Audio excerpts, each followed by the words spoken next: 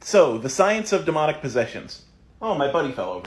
That's better. Anyway, this is a touchy subject. Anthropological studies show that a lot of what we considered demonic possession was probably some form of mental illness. And a lot of what we considered exorcisms were probably just torture. It's not a good look. Depression, anxiety, Tourette's, schizophrenia, many things were likely misdiagnosed as demonic possession. Plus, sometimes demonic possession was just used to mean someone who is different from ourselves. For example, there are cultures that practice spiritual possession as a form of meditation. And that does actually put these individuals in an altered state of consciousness, a state of consciousness that is measurable when you monitor the brain. But this is a state that you can be put in regardless of your beliefs. You don't necessarily have to believe that a spirit is possessing you to get into this sort of trance-like meditative state.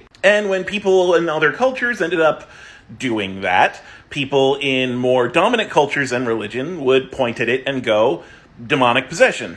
And while we don't do that much nowadays, there are still people who grow up in that sort of environment who will associate things like suicidal ideation or phantom pain or stuff like that with demonic possession. And then instead of getting the psychological or psychiatric help they need, will get exercised. The problem is talking about the science of demonic possession in general is hard because that label has been applied to any number of different mental conditions. There isn't one common cause. And for the people who exorcisms have helped, all I could say is the placebo effect is incredibly powerful. Though I just have to hope that the process of the exorcism didn't do any damage to them along the way. But in the end, pick your placebo. Placebos help. They just can't, cure really severe psychiatric problems.